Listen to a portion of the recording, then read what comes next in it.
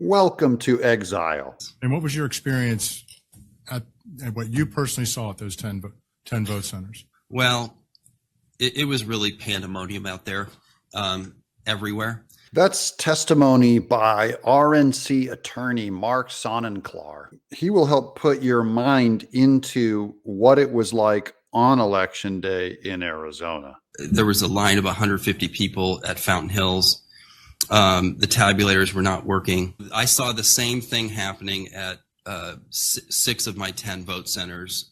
There were angry and frustrated voters who did not want to put their ballots into box 3. What's the deal with box 3?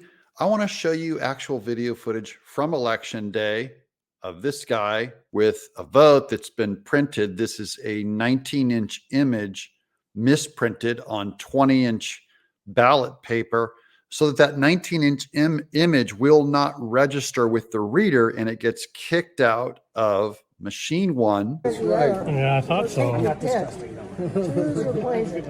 Thanks. Okay, go ahead. Oh, doesn't like it already. Oh, Keep pushing, it'll grab it. Yeah. nope. The final one is machine 3, where if it's rejected, they have to put it in box number 3. That is, put it under the machine. Can I come over here now? Sure. It's never going to go through, is it?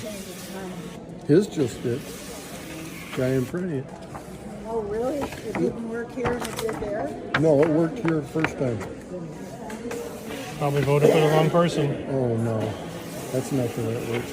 You can put it in here, it'll be counted tonight. Yeah. You can put it in here and it'll be counted tonight. And the voter says, yeah. Remember when the Democrats said, democracy's at stake?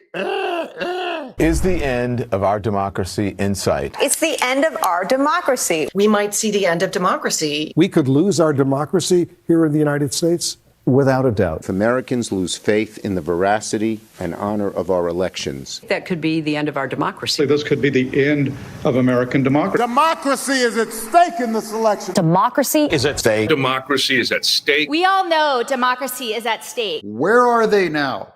Now that democracy is literally floundering at a 52% rate in Arizona, they're gone.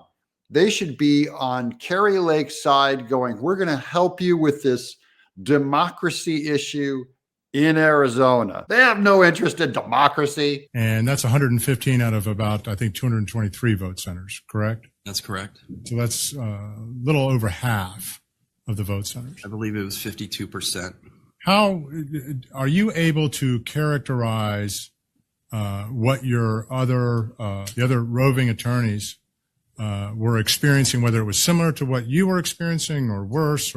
But the ballots were just rejected on a couple of. We've been able to document that there were at least 132 vote centers with tabulator problems out of 227, which comes out to about 59%. I don't see how that could be characterized as a small matter. Here's Mark being cross-examined by Katie Hobbs's defense attorney. You have no personal knowledge as to whether these printing errors changed the outcome of the election, correct? I would say, there's only 17,000 roughly votes separating the two candidates for governor.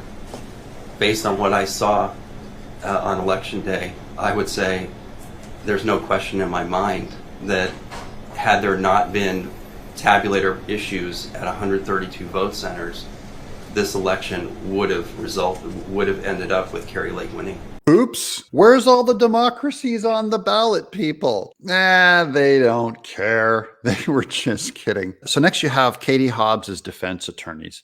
They're going after this Heather Honey investigator and supply chain expert with 30 years experience. She completely embarrasses him. Are you aware that under Arizona law, a ballot is not actually unlawful if it is, the term that's used sometimes is harvested or ballot collection. But if somebody who is not authorized to handle it deposits it, or like what happened at Runback, if somebody brings it and inserts it into the stream, but not into a designated authorized drop box. Are you aware that under Arizona law that is not actually an unlawful ballot?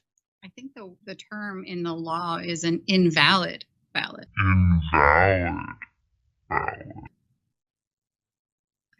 Okay. Just 1 minute, Your Honor.